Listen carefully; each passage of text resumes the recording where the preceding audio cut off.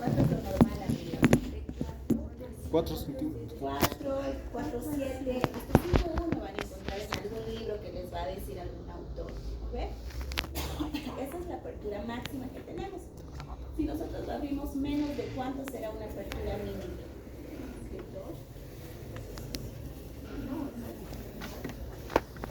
Hasta 13.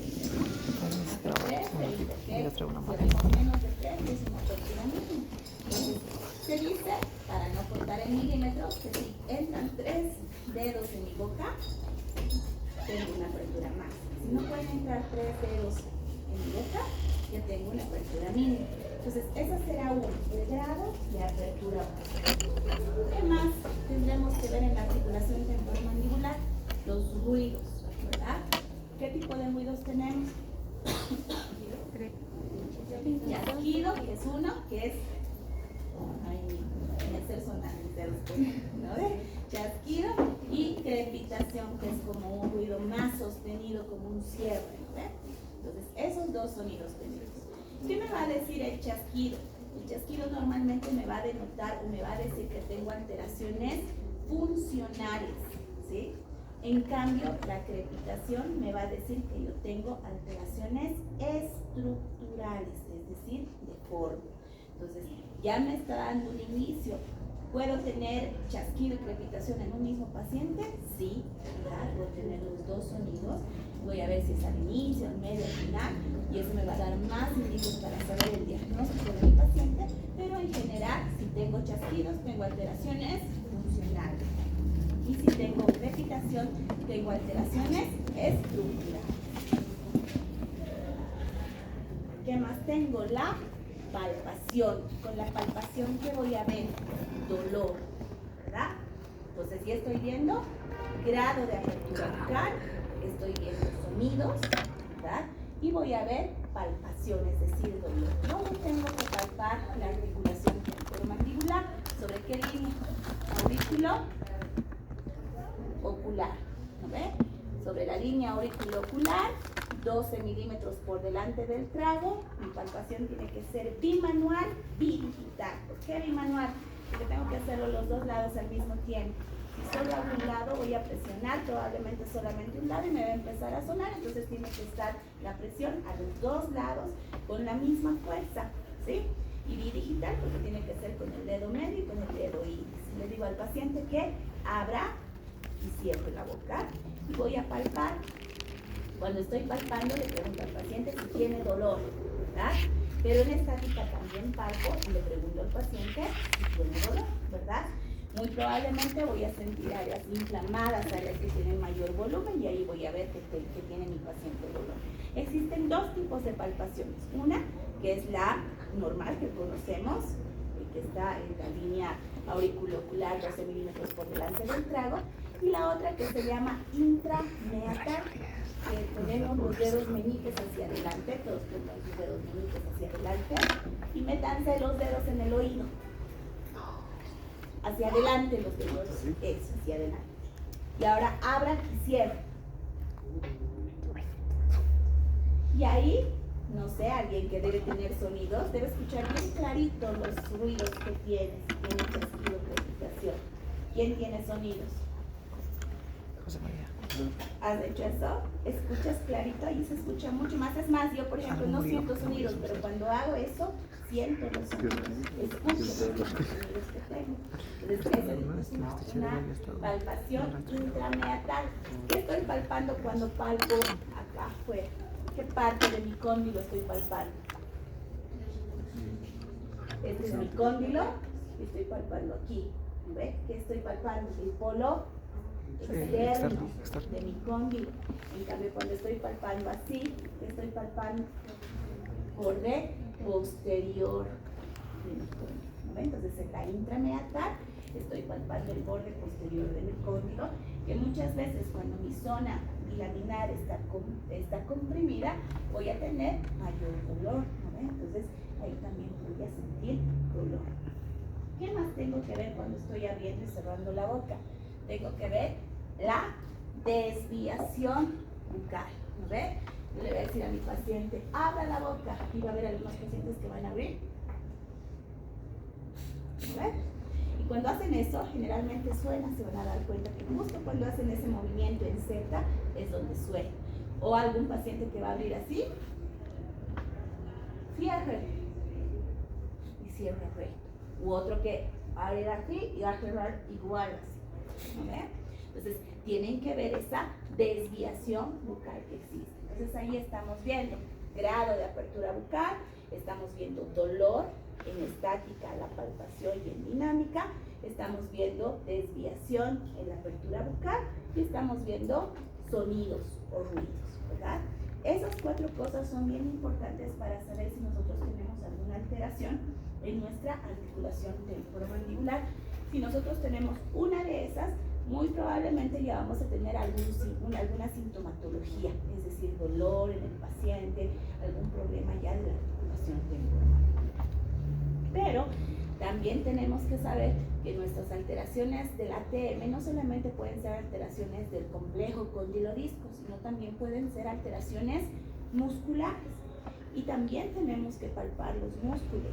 ¿Y qué músculos palpamos? Los músculos masticadores, los que hemos visto la anterior vez, el temporal, el macetero, el pterygoideo interno, el pterygoideo externo, el gástrico, ¿verdad? Y es por eso que hasta ahora, o sea, hasta cuarto, quinto, después tenemos que seguir sabiendo la inserción. ¿Por qué? Porque para palpar esos músculos nosotros tenemos que saber la inserción y de dónde a dónde van esos músculos. ¿Cómo vamos a palpar los músculos? Simplemente de igual manera vamos a agarrar nuestros dedos como si fueran y vamos a caminar sobre el músculo.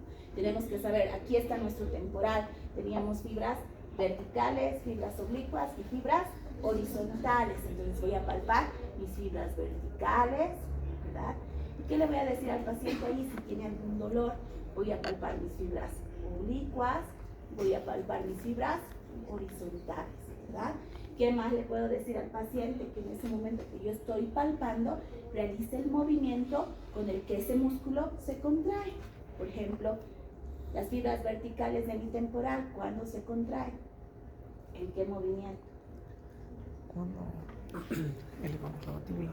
En el cierre, le voy a decir que apriete, muerda fuerte. Entonces voy a sentir las fibras y voy a palpar y ahí le voy a decir al paciente si le duele o no le duele, ¿no? Entonces es importante distinguir eso, si mi alteración de mi articulación temporomandibular es del complejo condilodisco o es muscular, para también ver hacia dónde va a ir el plan de tratamiento, ¿sí? Entonces, si se han dado cuenta, cuando vemos oclusión, no solamente vamos a ver dientes, no solamente vamos a ver caries, vamos a ver cómo muerde mi paciente, sino todo el complejo o las estructuras del complejo estomatognático, ¿no ven? Entonces eso es importante. Vamos a ir viendo algunos conceptos que tenemos que conocer también para ir entendiendo oclusión. Primero se habló a un inicio de un triángulo de Bowen. Y este autor es bien conocido porque normalmente nosotros llamamos a las prótesis totales superiores e inferiores Bowen, ¿no ven? Entonces este es el primer autor que empezó a hablar de las prótesis. Y fíjense, a partir de la segunda mitad del siglo XIX, Bowen ya determinó la existencia de una figura de forma de triángulo equilátero, y ese es el triángulo de Bowen. Y si ustedes se ponen a medir los articuladores o se ponen a medir los oclusores, se van a dar cuenta de que todos los articuladores y oclusores vienen de esta manera. ¿Qué me decía Bowen o dónde estaba el triángulo de Bowen? Me decía que el cóndilo derecho, el cóndilo izquierdo y el punto interincisivo inferior formaba un triángulo equilátero. ¿Qué es un triángulo equilátero? Es un triángulo que tiene todos sus lados iguales. Entonces, este lado medía 10 centímetros, este 10 y este 10. ¿Y cómo lo aplicó a prótesis?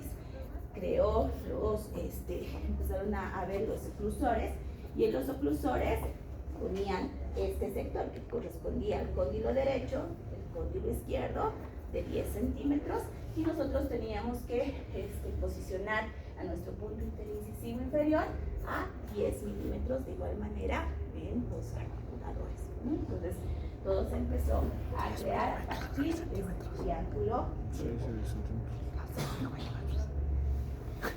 se habla de otro concepto, el movimiento de Bowen. ¿Qué se decía primero? Al principio no se creía que los movimientos eran en 3 dimensiones, solamente se hablaba de movimientos en una dimensión. Entonces, por ejemplo, al inicio no se decía que la cavidad glenoidea era cóncava convexa. Bueno, si nosotros tenemos una cavidad glenoidea cóncavo convexa, no podemos hacer un movimiento de protrusión así, recto, porque eso sería con una cavidad plana. Si tenemos cóncavo convexo, cuando hacemos movimiento de protrusión, baja un poco y recién va hacia adelante, ¿verdad? En cambio, al principio no se creía eso, se creía que todos los movimientos eran rectos, entonces se hablaba de un movimiento simplemente horizontal. Entonces se decía que cuando hacíamos nosotros un movimiento de protrusión, se hacía un movimiento que era antero-posterior, que solamente era horizontal, pero que obviamente formaba un ángulo con el plano cruzal, un ángulo que lo llamaban el ángulo de Baldwin. Pero no existía ese movimiento de arriba hacia abajo y de atrás hacia adelante, ¿verdad? Solamente existía un movimiento antero-posterior. Y eso se llamó el movimiento de Bowen. Ahora sabemos que el movimiento de Bowen no es real, ¿verdad? O hasta los cuántos años se podría dar el movimiento de Bowen, si quieren ponerlo así.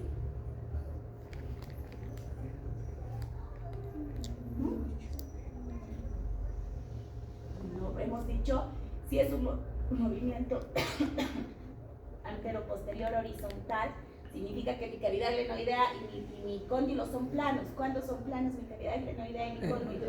Cuando son recién nacidos ¿verdad? y de viejitos, Los 6 años. hasta que empiezan a salir los dientes, 6 meses. ¿Ve? O sea, hasta los 6 meses. Si yo les pregunto eso, podría, porque ya les he explicado que hasta los 6 meses mi cavidad glenoidea es plana. Entonces, ¿cuándo podría haber un movimiento de Bowen? Hasta una edad de 6 meses. Después ya no existe el movimiento de Bowen como tal, ¿verdad? Entonces se empezó a hablar de ese movimiento donde ya existía una trayectoria condyle, ¿verdad? Y esa trayectoria condyle era un movimiento de arriba hacia abajo y de atrás hacia adelante. Y ese movimiento ya se le empezó a llamar el movimiento de Walker. ¿Listo? Ese movimiento de arriba hacia abajo y de atrás hacia adelante era de 20 a 60 grados con una media de 33. ¿Entienden esto de arriba hacia abajo y de atrás hacia adelante? ¿Quién entiende?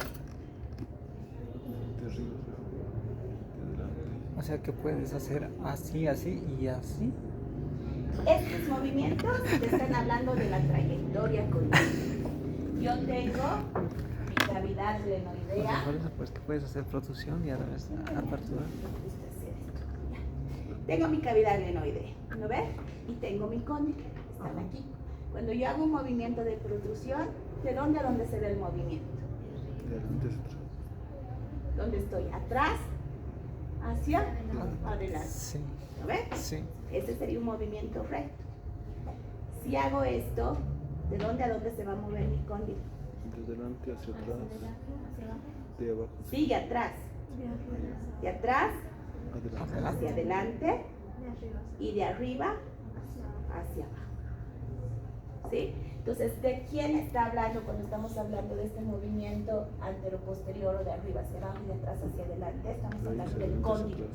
El cóndilo, cuando hacemos un movimiento de protrusión, se mueve de arriba hacia abajo y de atrás hacia adelante. ¿Sí? Por ejemplo, y ahorita vamos a hablar también de ese movimiento.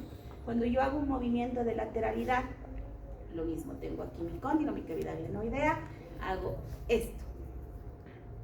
¿De dónde a dónde se mueve mi cóndilo? Para ver si han entendido.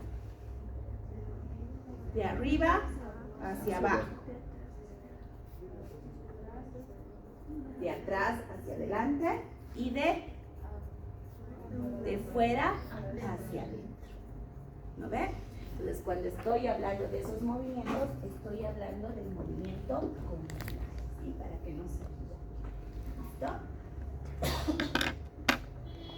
Cuando hablo de oclusión, entonces, tengo que conocer algunos de estos conceptos, ¿sí? Y es importante conocer los esquemas oclusales, filosofías de oclusión. ¿No has ido con el César a comer? Sí. Y para empezar a entender esos conceptos de oclusión, tengo que conocer dos conceptos importantes que son la guía incisiva y la guía canina. ¿Qué es la guía incisiva?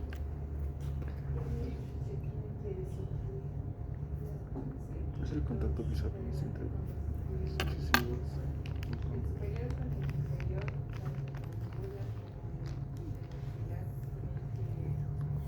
Pero tiene que desocluir los posteriores y por eso Cuando yo tengo mis dientes, mis incisivos superiores e inferiores, tengo uno verbal y tengo un overjet. ¿Ve? El overbite es la distancia vertical y el overjet es la distancia horizontal. Cuando estos dos muevo mis dientes, soy el overjet, muevo y pongo borde a borde, en este contexto, esa es la guía incisiva, ¿verdad? ¿Cuándo hago guía incisiva? ¿Ustedes hacen guía incisiva todo el tiempo? ¿El paciente hace guía incisiva todo el tiempo o no? No. Cuando comemos. Solamente cuando yo le digo, como odontólogo, le digo, haga guía incisiva. ¿Qué es guía incisiva? Me dice el paciente, entonces ponga así y decía, bueno, ¿sí? Después nunca más hace. No. Cuando comemos. Siempre hacemos guía incisiva cuando comemos. Sí. Cuando rompemos nuestra bolsita de chiquichop, ponemos nuestros dientes así y arrastramos. No estamos diciendo estoy haciendo guía incisiva, pero la estoy haciendo. Y los pacientes igual. Han debido escuchar pacientes, o entre ustedes mismos debe haber alguien que no puede cortar su bolsita con sus dientes y corta con los caninos o con los posteriores. Hay alguien aquí que no puede cortar su bolsita de chiquichop con sus incisivos. Esa persona que no puede cortar su bolsita con los incisivos no tiene guía incisiva. Fíjense, así si es un compañero, pregúntense, ¿no puedo cortar mi bolsita de chiquichop? Se van a dar cuenta que esa persona no tiene guía incisiva porque no chocan sus incisivos, ¿sí? Entonces, cuando nosotros comemos, todo el tiempo hacemos guía incisiva porque cortamos el alimento con guía incisiva. Este movimiento de protrusión nos sirve para cortar el alimento, ¿sí? Entonces, cuando nosotros hacemos guía incisiva, colocamos los dientes borde a borde y en posteriores nadie debe chocar, ni del lado derecho ni del lado izquierdo. Y a eso se llama, ¿qué cosa? Fenómeno de Christensen.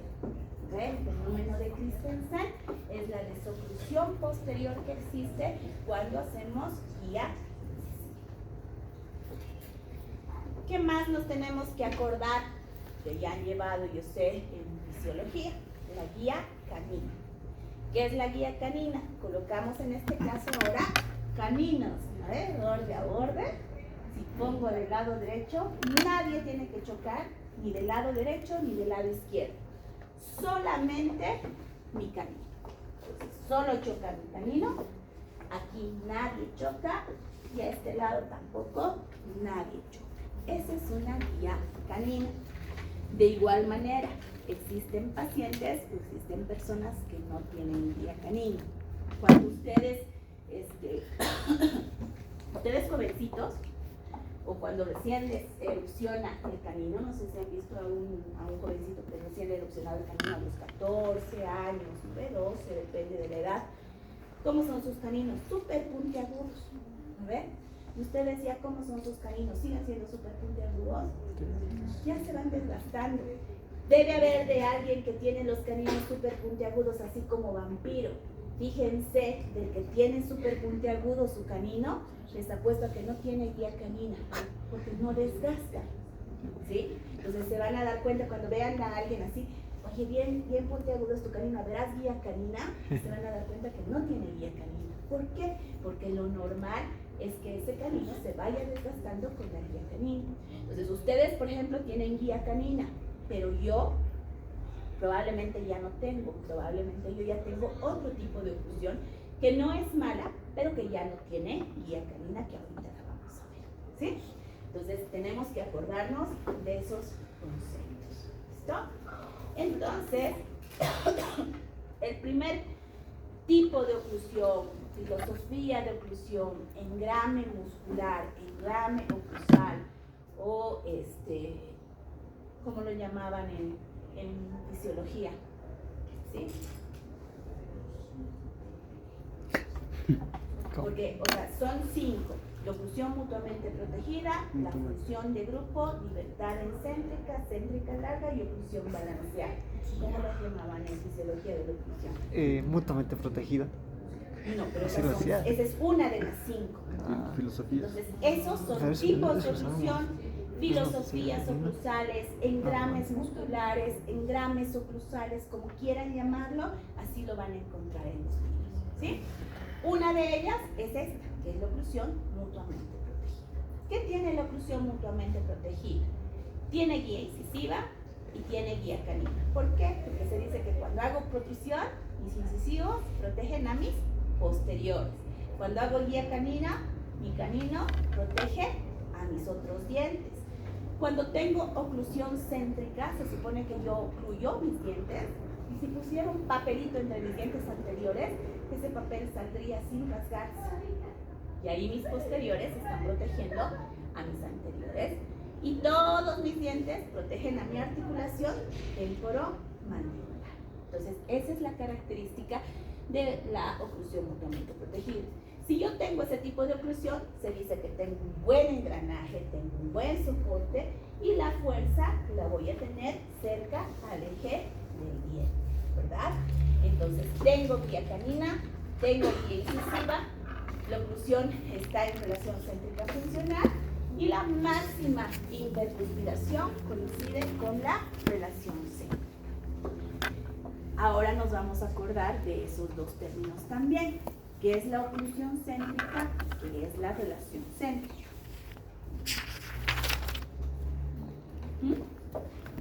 ¿Qué era la oclusión céntrica? Era el mayor punto de contactos, la oclusión céntrica o la relación céntrica. La oclusión céntrica es cuando yo muerdo mis dientes. ¿Ve? Hago esto y esa es mi oclusión céntrica. El mayor número de puntos de contacto. Sí. Mayor ¿Cuántos son? intercuspiración. 138. MIC lo van a encontrar en algunos libros. ¿Seguro? PIC le van a encontrar en algunos libros. Posición intercuspal. ¿Ve? Así la van a encontrar, la oclusión céntrica, o también OC, oclusión céntrica. ¿Sí? ¿Y qué es la relación céntrica? La posición del cóndilo dentro de la cavidad adenoidea. Al final vamos a hacer, les voy a ver para que ustedes saben la diferencia entre oclusión céntrica y relación céntrica. ¿Alguna vez la han sentido? ¿Alguna vez han visto? No han entendido porque teóricamente la podemos saber, pero luego no la entendemos. ¿Ve? Ahorita vamos a ver eso, ¿sí? Ahorita nos vamos a quedar con la teórica para que luego entendamos un poquito haciéndola. Entonces, ¿qué me dice la oclusión mutuamente protegida? Me dice que la, ¿qué era esto? También llamada oclusión céntrica, también llamada PIC, o posición intercuspal, ¿no ves? Cualquiera de esos. Es coincidente con la relación céntrica funcional, ¿sí? Se dice que estas dos, la oclusión céntrica y la relación céntrica, deberían ser iguales, y eso es ideal, igualitas es lo ideal, pero no es lo real, ¿sí? ¿Por qué? Porque se ha visto que existe una diferencia, un poco de diferencia, ¿de cuánto? De 1 de hasta 2 milímetros, ¿verdad? Y cuando existe esa diferencia de 1 a 2 milímetros, se dice que todavía no hay alteraciones de la articulación, que todavía no duele al paciente la articulación, que todavía no hay problemas con la articulación. ¿Sí? Ya hemos visto la guía incisiva, ya hemos visto la guía. ¿Qué otro tipo de oclusión hay? Es la oclusión de función de grupo. ¿Sí? Este es otro tipo de oclusión. ¿Qué deberían tener ustedes, jovencitos? Una oclusión mutuamente protegida. ¿Por qué? Porque normalmente tienen la mayoría de los dientes, recién les han, no recién, pero ya les han erupcionado sus caninos y todavía tienen cúspides. Deberían tener protección mutuamente, ¿verdad? Entre todos sus dientes. Si les hacen ortodoncia, por ejemplo, deberían llegar ustedes a una oclusión mutuamente protegida. Se me va bajando la cúspide del canino, se va desgastando la cúspide del canino, ya no tengo guía canina. ¿Qué debería tener? Yo, ¿qué debería tener? Función de grupo, ¿sí? o yo debería tener también oclusión mutuamente protegida. ¿Era pregunta o afirmación? ¿Quién dice función de grupo? Me ha dicho mi amiga de Rosado. ¿Qué te llamas?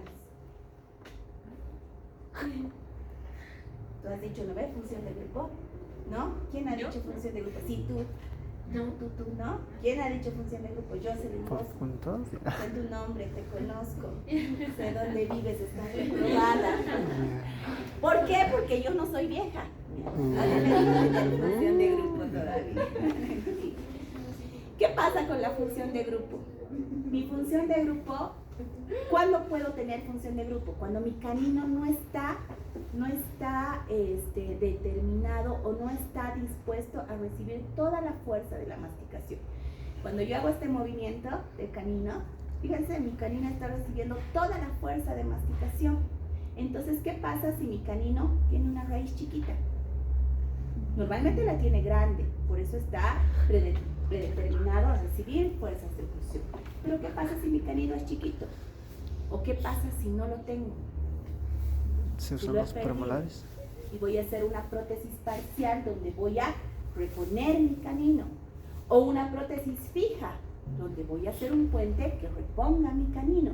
Entonces, ¿será que ese canino, que no es natural, que es artificial, puede recibir las fuerzas laterales, toda esa fuerza de masticación? No. No. Entonces, ahí que voy a buscar una Premolar. función de grupo. ¿Qué significa una función de grupo? Que aparte del canino me van a ayudar otros dientes. Va a haber un grupo de dientes que me va a ayudar. Y ahí voy a tener diferentes funciones de grupo.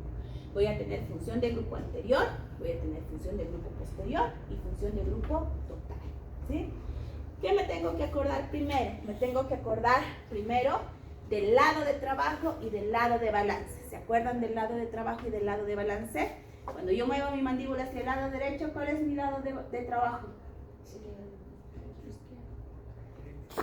El lado hacia donde muevo mi mandíbula es mi lado de trabajo. Entonces, si muevo mi mandíbula hacia el lado derecho, si hago guía canina derecha, mi lado de trabajo es el derecho y mi lado de balance es el izquierdo. ¿Sí? Entonces, una característica que tienen estos es que me tienen que ayudar dientes del lado de trabajo. ¿Listo? Entonces, yo les voy a decir ahora algo. Muevo mi mandíbula hacia el lado izquierdo.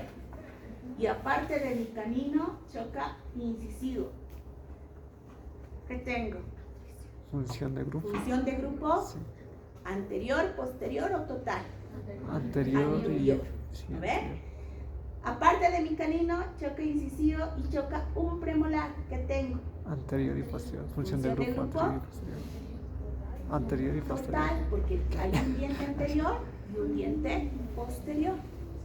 Pero ahora les digo, choca canino, incisivo, premolar y aquí choca un premolar más, este lado. Total, eso sería, no sé. ¿Qué tengo? Ese sería el total. Hemos dicho que del lado de balance nunca nadie debe chocar. Entonces, ¿qué? Entonces ya Punto no es prematuro de contacto. función de grupo. Ahí. ¿Sí? Ya no corresponde a función de grupo. Pues acuérdense eso. La función de grupo tiene una característica bien importante, que solo chocan los dientes del lado de trabajo, no del lado de balance. Y si yo les pregunto ese concepto en el examen, ustedes no me colocan eso, y está mal. ¿Por qué? Porque si me dicen que choca del otro lado, ya no tiene sentido, ya no es función.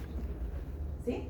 Entonces, este tipo de oclusión me va a ayudar a los caninos cuando tengo alteraciones en tamaño, cuando tengo alteraciones periodontales o definitivamente cuando no tengo un diente.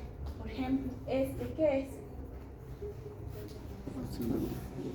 Fíjense, este es del lado derecho, está chocando canino premolar y este lado no está chocando nadie. ¿Qué es eso? ¿Función de grupo anterior, posterior, total? ¿O no es función de grupo? Función de grupo posterior. Sobra o falta solamente que un diente choque y ya se diente en función. ¿Sí? ¿Qué tal si yo les diría, por ejemplo, que yo voy a reponer, hagan de cuenta que este canino superior no lo tengo, ¿sí? Voy a hacer un puente.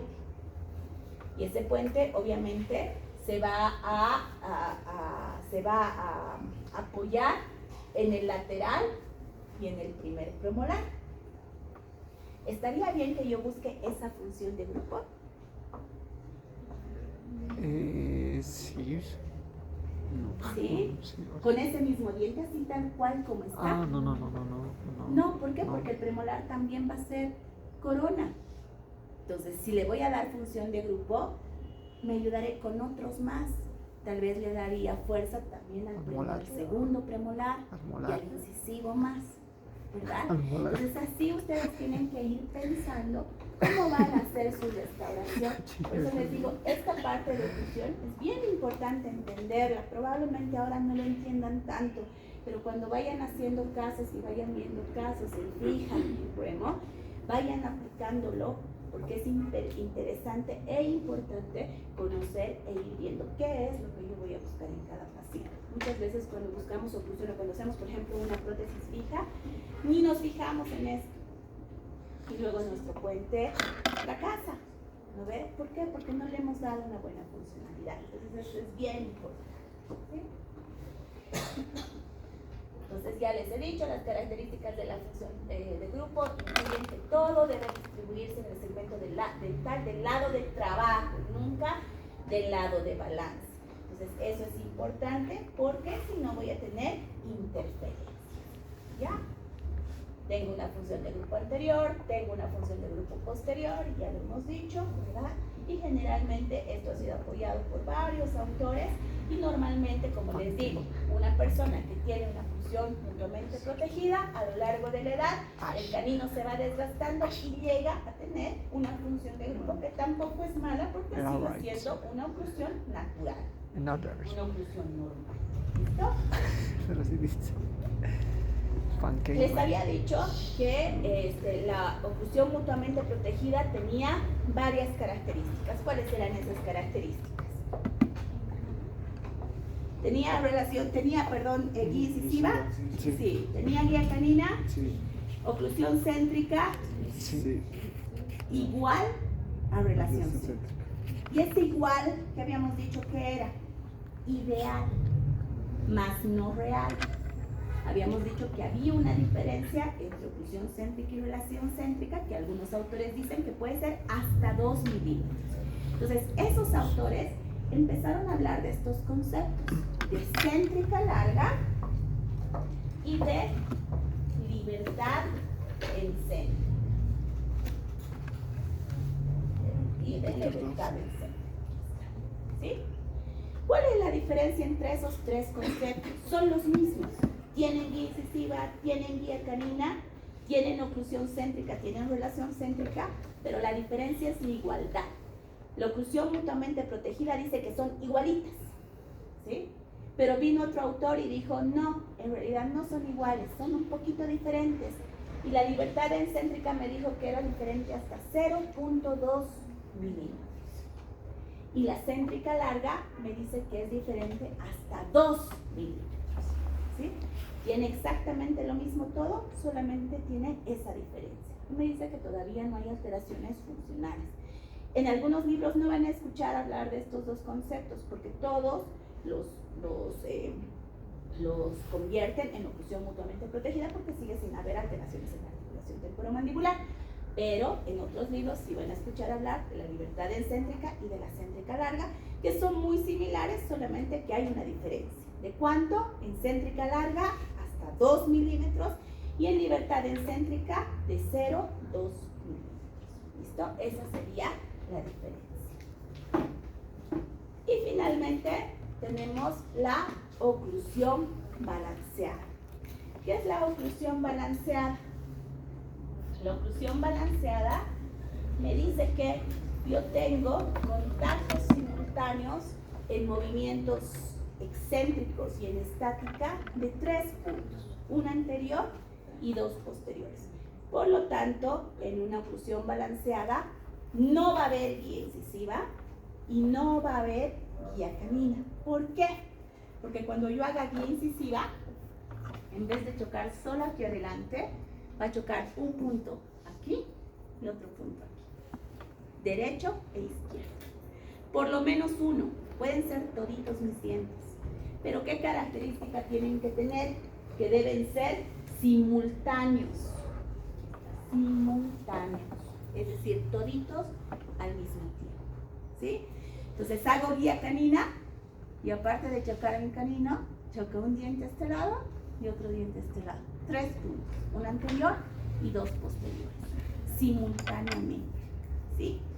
¿Por qué se busca una oclusión balanceada o cuándo se busca una oclusión balanceada? En prótesis totales. Nosotros entregamos a nuestros pacientes nuestras prótesis totales. Están bien bonitas, no se salen, están perfectas. El paciente se va a su casa, empieza a comer y lo primero que hace es ¿qué cosa? Guía incisiva. Lo primero que hace es cortar la comida. Entonces pone sus dientes borde a borde. Y si hay guía incisiva, ¿qué va a pasar con la prótesis? Choca adelante y atrás nada choca. ¿Qué va a pasar con la prótesis? Se va a salir. Se va a salir. Bueno, y por eso se llama balanceada, va a balancear. Entonces el paciente dice, está bien la prótesis, pero empiezo a comer y mi prótesis se sale. Entonces, en una prótesis total no debería haber ni guía incisiva y no debería haber tampoco guía canina. ¿Por qué? Porque yo estoy buscando que con los movimientos excéntricos mis prótesis no balanceen, no se salgan. Y para eso necesito 3 puntos de contacto simultáneos, uno anterior y 2 posteriores, en estática y en movimiento. Por lo tanto, ¿cuándo voy a buscar una oclusión balanceada? Cuando estoy realizando una prótesis total. ¿Sí? Entonces tengo que tener en cuenta eso. ¿Sí? Es bien importante esto, por ejemplo, ahora que ustedes están haciendo sus enfilados de las prótesis, muchas veces queremos darle una curva de Spee y una curva de Wilson bastante amplia, o queremos hacer un overjet y un overbite muy marcado de 2 milímetros. Las prótesis totales tienen overjets y overbites de 1 milímetro máximo. ¿Para qué? Justamente para que no exista una guía incisiva y una guía canina. ¿Sí? Entonces eso es importante cuando estamos realizando nuestras prótesis. Y así es como se ve. ¿Ve? Nosotros hacemos un contacto de incisivos. Como les digo, puede ser un diente o pueden ser toditos los dientes, no hay problema. Pero, ¿qué característica deben tener? Que mis contactos deben ser simultáneos, ¿verdad? Tanto del lado derecho, izquierdo y el anterior, los posteriores y los anteriores, para que exista una oclusión balanceada. ¿Sí? Y fíjense, en el lado de trabajo tengo contactos y en el lado de balance también tengo contactos. Entonces eso es importante cuando yo realizo mis movimientos de protrusión y también mis movimientos de lateralidad. Es decir, no existe guía incisiva y no existe guía canina, pero en los 2 movimientos de guía incisiva y guía canina existen contactos dentales tanto anteriores como posteriores, en el lado de trabajo y en el lado de balance. ¿Sí? Esta oclusión balanceada es muy importante y por eso se busca siempre una relación de contacto y puntos de contacto en la parte posterior del arco que me va a ayudar a que mis fuerzas se distribuyan correctamente sobre mi reborde alveolar. Y esos 5 factores para las leyes de la articulación van a ser el movimiento de Bennett, ¿sí? El movimiento de Bennett, ¿qué es ese movimiento de Bennett? Es esa trayectoria condílea transversal, donde el cóndilo se mueve lateralmente de arriba hacia abajo, de atrás hacia adelante y de fuera hacia adentro, y me va a formar un ángulo de 15 grados sobre mi eje condilar, ¿verdad? Ese ángulo de Bennett ya está predeterminado en nuestros articuladores, tanto la trayectoria sagital como la trayectoria condílea transversa están determinados en nuestros articuladores. La trayectoria condílea sagital es esa inclinación de la que yo les había hablado. Esta es mi cavidad glenoidea y este es mi cóndilo. Mi cóndilo, al ir hacia adelante en la protrusión, puede ser menos inclinado, puede ser más inclinado o puede ser muy vertical, y depende de eso se va a mover mi cóndilo, ¿verdad? Entonces tengo esta inclinación de mi cavidad glenoidea. Puede ser poco inclinado y cuando hago el movimiento de protrusión, fíjense cómo va a ir, más o menos recto. Puede estar así, cuando hago el movimiento de protrusión, fíjense cuánto va a bajar. O puede estar así, muy inclinado, cuando hago el movimiento de protrusión, fíjense cuánto va a bajar. Esta angulación puede ir de 0 grados hasta 60 grados. En nuestros articuladores viene con una media de 33 grados. En los articuladores azules o en los plomitos que ustedes tienen, viene con una angulación de 30 grados. En los articuladores que son los blanquitos, los BioArt, en los BioArt vienen, ustedes los pueden determinar, los pueden mover. Mi trayectoria condyle sagital es a este lado, la anterior que hemos visto. Mi cavidad glenoidea es de esta manera. Yo al hacer el movimiento de lateralidad hago esto, ¿verdad? ¿De quién va a depender ese movimiento de lateralidad? Igual de mi cavidad glenoidea. Cuando yo hago mi movimiento de lateralidad y mi cavidad glenoidea es así plana, fíjense cómo va a ser mi movimiento. Recto. Si es cóncavo, fíjense, ya no es tan recto, baja de aquí arriba hasta aquí abajo. Y si es más vertical, va a bajar aún más. Esta angulación es de ¿cuánto? De 0 a 30 grados, con una media de 15. Nuestros articuladores vienen con una angulación de 15. ¿Sí? ¿Qué más se ve? La curva de compensación. La curva antero-posterior, que es la curva